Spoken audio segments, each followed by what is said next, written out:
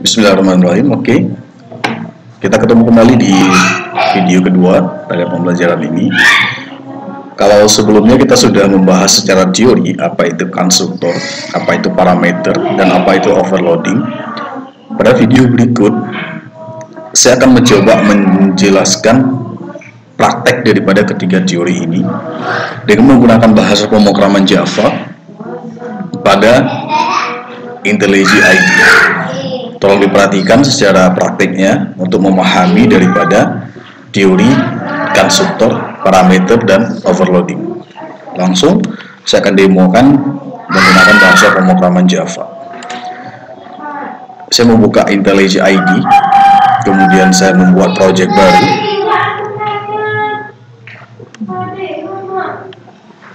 Saya next, kemudian saya beri nama adalah konstruktor demo,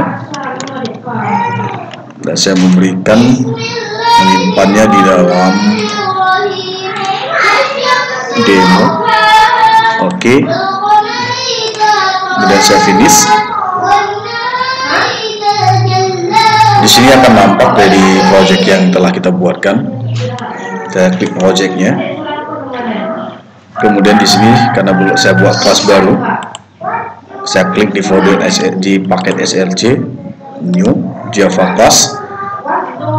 Misalnya saya membuat dua buah kelas. Dalam demo ini akan saya contohkan bagaimana sederhana saja projectnya, yaitu project tentang pemahaman konstruktor, parameter, dan overloading.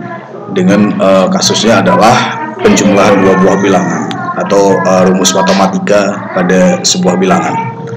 Misalnya saya memberikan yang pertama adalah kelas pertama. Saya memberikan, karena di situ nanti saya akan letakkan membuat sebuah metode fungsi utamanya atau metode main. Saya berikan nama kelasnya di sini adalah hasil.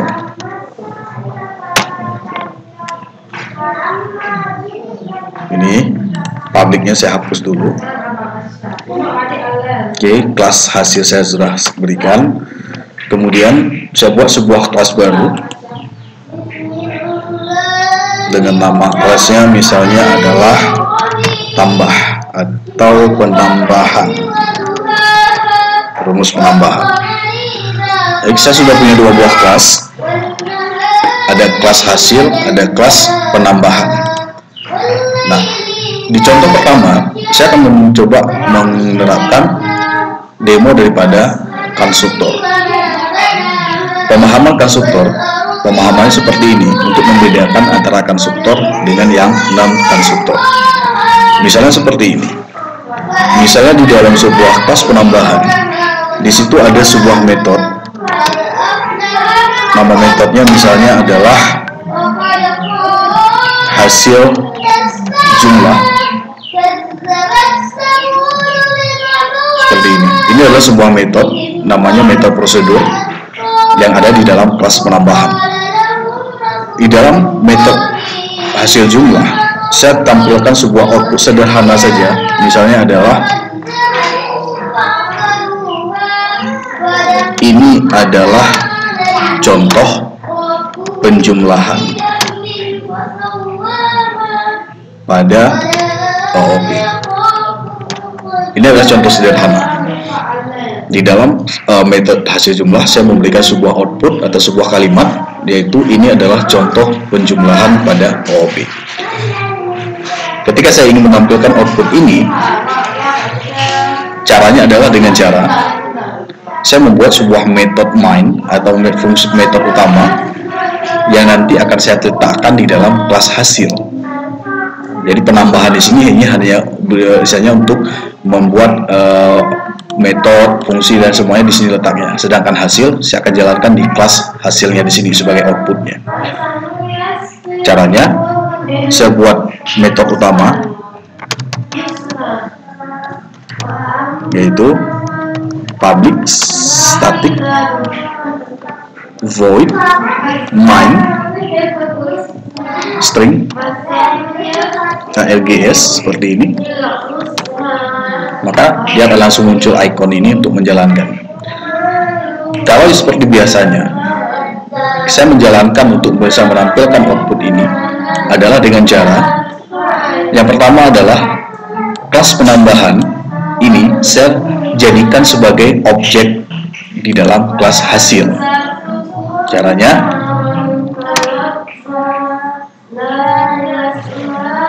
jadikan objek untuk kelas hasil, untuk kelas penambahan dengan cara penambahan misalnya adalah hasil 1 sama dengan, karena saya mengubah objek dengan keyword new penambahan, saya sudah mengubah objeknya. Ketika sudah membuat objek, maka target saya yang ingin saya tampilkan output adalah hasil jumlah ini atau ini, kalimat ini yang akan saya ngambil. Karena letaknya bukan di dalam kelas, tetapi dia terletak di dalam metode. Coba perhatikan, dia berada di dalam metode, maka saya harus memanggil metode ini biar bisa menampilkan outputnya. Caranya dengan cara seperti ini. Akses metode dengan cara hasil 1 titik hasil jumlah. Maka selesai. Ketika saya sudah memberikan kode dengan seperti ini, saya jalankan programnya, run hasil main atau kelas main, di sini juga bisa. Kemudian hasilnya adalah dia akan menampilkan dari kalimat yang saya ada di dalam metode penambahan. Ini hasil outputnya. Ini adalah contoh penjumlahan pada AOP. Ini outputnya saya ngambil dari kalimat yang ada dalam metode hasil jumlah. Ini cara biasa. Nah, ini belum menggunakan konstruktor. Apa bedanya kalau menggunakan konstruktor? Ini saya akan demokan. Kalau ini sekali lagi saya ulang, ini tidak menggunakan konstruktor. Ini adalah cara biasa. Terus menggunakan konstruktor seperti apa? Coba dilihat perbedaannya. Kalau saya menggunakan konstruktor, misalnya di dalam kelas penambahan, saya akan buat sebuah konstruktor.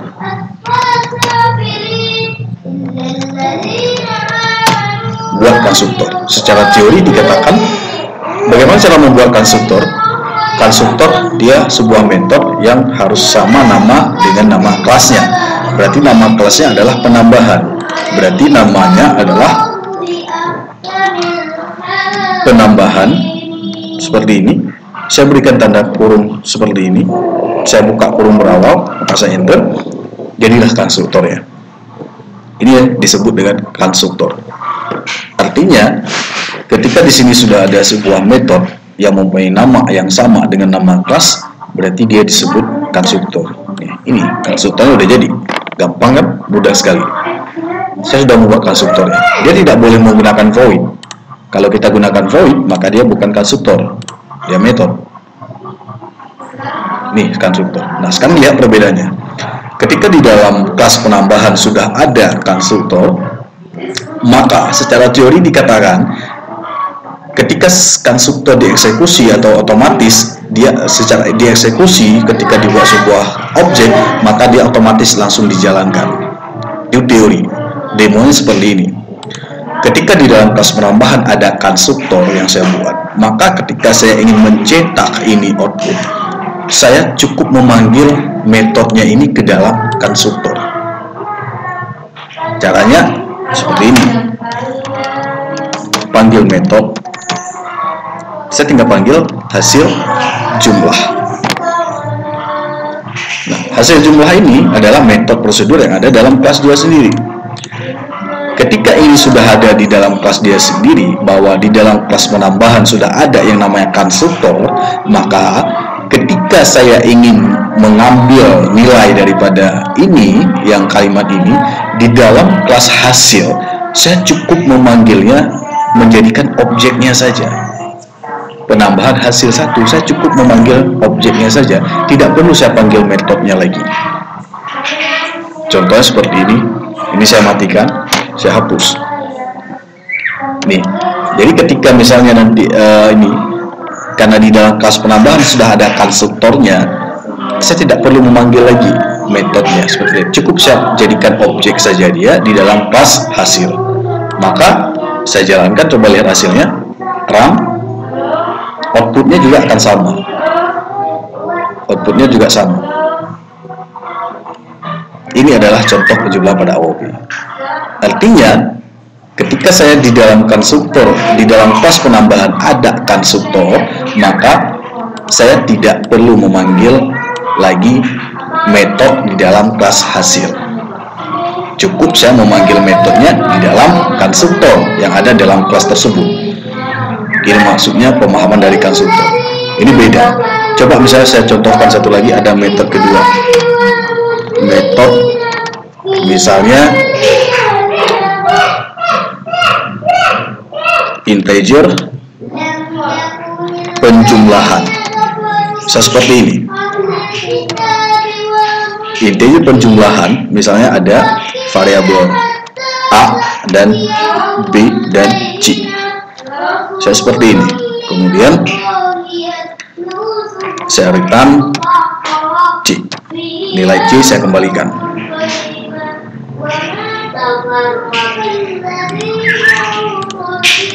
C misalnya adalah saya berikan forward hasil. Berarti ketika forward hasil, berarti yang saya kembalikan adalah hasil. Berarti ini forward penjumlahan, atau hasil ini saya nolkan dulu dengan hasilnya. Nah, misal seperti ini, hasil penjumlahan. Nah, ini adalah metode fungsi dengan tipe datanya float. Ini penjumlahan, atau jangan pakai float atau sebagai contoh nggak apa-apa. Nah, ini ketika ini saya jalankan, ini mencetak hasil penjumlahan. Tapi faktanya ketika saya jalankan hasil main run projectnya belum tampil output yang ini. Hasil penjumlahan ini belum muncul. Kenapa? Karena walaupun di dalam kelasnya sudah ada konstruktor, tetapi di sini metode ini belum saya panggil ke dalam konstruktor, maka dia tidak akan muncul. Solusinya seperti apa? Yang pertama, kalau tidak menggunakan konstruktor, kita harus memanggilnya dengan penjumlahan, memanggil metodenya di dalam kelas hasil, baru run, maka baru muncul outputnya. Ini hasil penjumlahan, muncul outputnya. Kalau tidak ada menggunakan, tapi kalau misalnya di sini dalam kelas penambahan sudah ada konstruktor, maka kita tidak perlu memanggil di sini, Ini saya hapus, cukup memanggilnya di sini dalam konstruktor penjumlahan seperti ini. Maka ketika di sini tidak perlu lagi panggil metodenya, cukup objeknya saja. Maka run hasil, outputnya juga sama, hasil penjumlahan. Nah, itu demo pemahaman daripada yang dimaksud dengan konstruktor. Oke, mungkin bisa dipahami apa yang dimaksud dengan konstruktor. Nah, itu sekilas teori tentang konstruktor. Sekarang masuk ke teori kedua, yaitu tentang parameter. Secara teori dikatakan parameter adalah sebuah atribut yang berada di dalam sejajar dengan pada metode ataupun konstruktor. Atribut letaknya di sini, misalnya integer, atribut string, misalnya hasil, misalnya. Ini contoh aja. Kalau kita letakkannya dia di dalam kelas dan di luar daripada metode, ini disebut atribut. Walaupun misalnya juga seperti ini, integer A, B, ini disebut atribut. Jadi atribut letaknya di dalam kelas dan juga di dalam metode. Ini adalah atribut. Tapi ketika ini atribut ini kita letakkan saya letakkan misalnya di dalam kurung yang tanda seperti ini, misalnya saya letakkan di sini integer misalnya adalah string hasil. Saya seperti ini. Ini ketika saya letakkan dia di sini, maka string hasil ini bukan disebut atribut, walaupun dia sama seperti atribut, tetapi dia sudah disebut dengan parameter. Dia adalah parameter. Nah, bisa juga ini adalah satu contoh parameter, metode dengan satu parameter. Dua parameter juga bisa sama, misalnya integer x. Bisa. Mau lagi 3 misalnya double y. Jadi kita dibolehkan membuat lebih dari satu parameter pada metode. Berlaku juga pada konstruktor. Nah, ini adalah parameter. Nah, saya coba hapus. Nah, ketika di sini sudah ada parameter, maka ketika kita memanggil metode ini, hasil ini, karena dia sudah ada parameter, maka dia akan terjadi error kalau kita tidak memanggil metodenya, tidak kita berikan nilai parameternya. Coba perhatikan, expect one argument but found, tidak ditemukan satu argumen. Artinya karena di dalam metode hasil jumlah ini kita sudah memberikan parameter, maka ketika kita memanggil metode tersebut, nilainya juga harus ditampilkan di sini.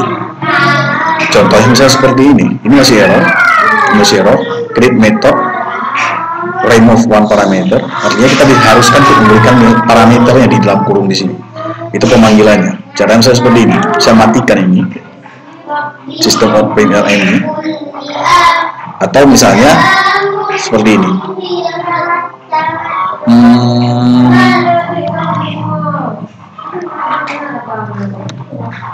Hasil, atau di sini saya harus memberikan di sini. Nah, nilai harus saya berikan. Nah, itu misalnya adalah ini contoh nilai parameter. Nah, ini artinya jika di sini nanti sudah ada, misalnya di dalam metode ini ada parameter yang kita berikan, maka di sini juga harus diberikan nilai parameter. Ini contoh nilai parameter. Berlaku juga kalau misalnya kita membuat lebih dari satu parameter, misalnya integer x, maka di sini juga harus diberikan dua nilai parameternya. Nah, contohnya seperti ini. Ini kan integer x, x ini kan integer nilainya. Berarti kita pisahkan dengan tanda koma di sini. Integer x misalnya 90. Maka di sini akan muncul ini adalah parameter hasil, nilai daripada parameter hasil. X 90 adalah nilai daripada parameter x. Jadi seperti ini contohnya. Ini contoh yang mengisikan nilai daripada parameter. Berlaku juga kalau kalian membuat misalnya lebih dari 3 parameter atau 4, juga harus sama nilainya di sini, harus 3 ataupun 4. Berlaku juga kepada konstruktor. Ini contoh, misalnya pada konstruktor kalian membuat sebuah parameter penambahan, misalnya adalah char a. Ini misal, ketika kalian membuatkan di sini ada di dalam konstruktor ada parameter, ini parameter, ada char a ini.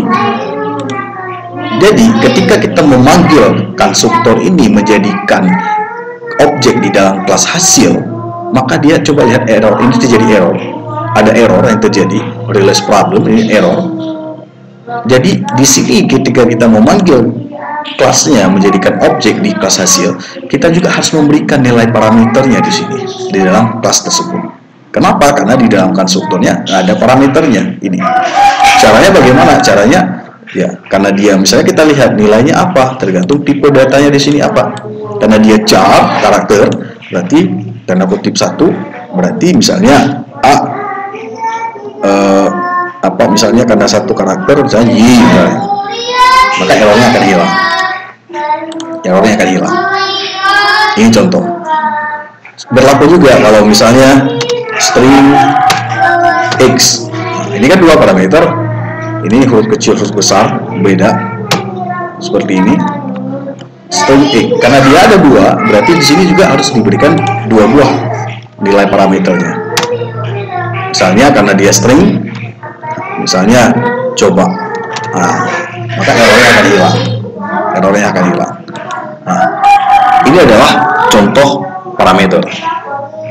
Mudah-mudahan dipahami. Nah, nanti ada saya berikan satu contoh kasus nanti ya, yang akan saya berikan di video berikutnya. Ini sebagai demo saja untuk praktek daripada untuk mengenal yang mana sih yang dimaksud konstruktor, yang mana disebut dengan parameter. Oke, itu parameter. Yang terakhir adalah overloading. Secara teori dikatakan tadi bahwa overloading adalah di mana kita bisa membuat metode ataupun konstruktor lebih dari satu dengan nama yang sama.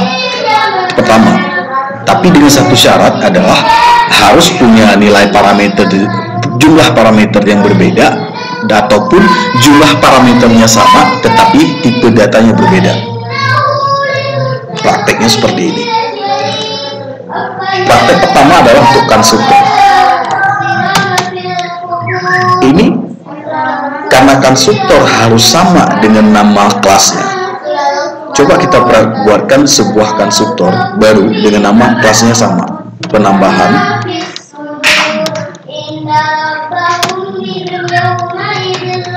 konstruktor kedua. Ini kan sama. Ini tidak ada masalah. Bisa. Kenapa? Karena secara teori kita bisa membuat konstruktor lebih dari satu. Namanya namanya sama. Tetapi dengan syarat harus punya parameter baik dari jumlah ataupun tipe datanya. Coba perhatikan. Di konstruktor pertama, saya ada konstruktor dengan jumlah parameternya 2, sedangkan di sini tidak ada parameternya. Itu boleh. Tetapi tidak boleh, misal saya pindahkan kemari dengan nama yang sama, itu akan terjadi error, realize problem. Kenapa? Ini tidak boleh. Disebutkan tadi bahwa boleh kita memberikan parameter konstruktor yang sama, tetapi harus berbeda parameternya, baik dari jumlah ataupun tipe datanya. Ini kan jumlahnya sama. Jadi ini tidak boleh. Terus bagaimana cara ngakalinya? Caranya bisa kita kurangi satu, contoh errornya hilang. Atau jumlah parameternya sama, tapi tipe datanya beda. Contoh, char saya jadikan integer, maka problem hilang. Jadi ini perhatikan, konstruktor namanya sama, tapi jumlah parameternya sama, namun tipe datanya berbeda. Itu tidak ada masalah. Itu namanya overloading. Ini pemahaman overloading pada konstruktor. Berlaku juga kepada metode. Di dalam metode kita bisa memberikan nama metode dengan nama yang sama. Misal, saya copy paste aja. Seperti ini. Metode overloading. Ini tidak disarankan. Akan terjadi error. Already defined is penambahan, artinya metode yang sama dengan jumlah parameternya sama dan namanya sama, itu tidak disarankan. Tapi kalau kita misalnya di sini tidak memberikan parameter, errornya hilang, tidak ada masalah. Demikian juga berlaku kalau misalnya parameternya sama, jumlah parameternya sama, tetapi misalnya ininya beda, tipe data yang berbeda, itu tidak ada masalah. Ini. Itu namanya overloading method. Bukan hanya berlaku di metode prosedur, tetapi juga berlaku di metode fungsi. Itu pemahaman daripada overloading dari konstruktor dan overloading method. Jadi waktu kita memanggilnya, bagaimana nanti memanggilnya di sini disesuaikan dengan nama metodenya yang mau dipanggil. Kalau misalnya kayak gini, ini A, Y, coba. Ini berarti konstruktor mana yang kita panggil? Berarti lihat isinya. Y ini kan jar, berarti yang kita panggil adalah ini. Jadi kalau memanggil yang kedua bagaimana? Misalnya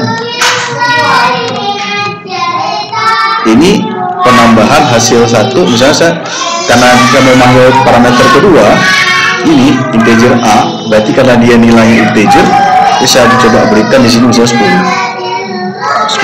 Tapi nama objeknya nggak boleh sama, nama objeknya harus beda, misalnya hasil 2, nggak ada masalah. Jadi hasil satu ini objek dari parameter konstruktor penambahan ini, sedangkan yang kedua hasil 2 objek dari penambahan kelas dari konstruktor yang kedua. Bedanya hanya di nilainya. Kalau ini char berarti ini yang kita panggil ini. Kalau ini berarti integer, berarti ini yang kita panggil. Sama juga berlaku untuk metode. Artinya walaupun nama metodenya sama, tapi kita panggil karena harus tipe-tipe datanya berbeda, berarti terserah kita mau panggil metode yang mana. Oke, itu penjelasan secara teori pemahaman tentang konstruktor, parameter dan overloading yang berlaku pada konstruktor dan metode. Kalau ada pertanyaan, apakah overloading berlaku kepada atribut? Maksudnya, apakah dalam satu kelas bisa membuat nama atribut yang sama? Itu tidak boleh. Saya seperti ini. Ada string hasil, itu tidak boleh. Dia akan error.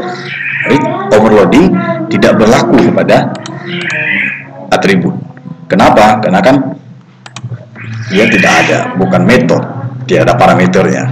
Jadi tidak boleh memberikan nama atribut yang sama dalam sebuah metode, dalam sebuah atribut, dalam sebuah kelas maksudnya. Sorry. Tapi ada cara kedua nanti, misalnya seperti ini. Kita bisa memberikan yang namanya yaitu apabila ada nama atribut sama dengan nama parameter, itu boleh. Misalnya seperti ini. String hasil ini adalah atribut. Ketika saya letakkan di sini, di dalam ini void hasil jumlah, ini kan sama namanya. String hasil. Ini atribut, ini parameter. Nah, ini hasilnya sama. Tapi bagaimana nanti mengisikan nilainya? Bagaimana kita menentukan misalnya bahwa hasil ini nilai hasil ketika saya memberikan nilainya, misalnya seperti ini. Kan ini kan hasil ini adalah variabel global, dia bisa diakses semua metode. Misalnya saya berikan hasil sama dengan ini nilai hasil, nilai dari hasil ini. Sekarang kan muncul pertanyaan, hasil ini adalah hasil, ini nilai dari hasil, ini disimpan kemana? Ke atribut kah atau ke parameter kah? Nah, kan muncul persoalan di sini. Apakah ini memang disimpan ke dalam atribut atau ke dalam parameter? Karena namanya sama. Nah, bagaimana caranya ini? Nanti ada kita bahas nanti di materi bagaimana, yaitu penggunaan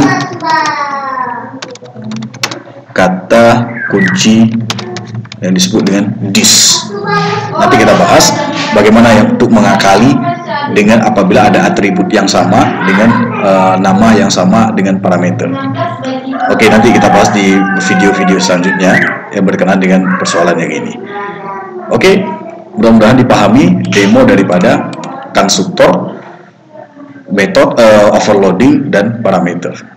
Tetap stay, tetap boleh ditanyakan setelah menonton video, boleh ditanyakan di classroom mengenai kalau belum paham, memahami. Targetnya kalian kalau nggak bisa, belum paham coding, setidaknya paham dulu yang mana dalam coding ini, yang mana disebut konstruktor, yang mana dikatakan parameter, yang mana dikatakan overloading dari konstruktor dan parameter. Itu dulu dipahami. Nanti karena ini adalah evaluasi satu, nanti saya akan lebih banyak bertanya tentang hal ini. Tolong dipahami.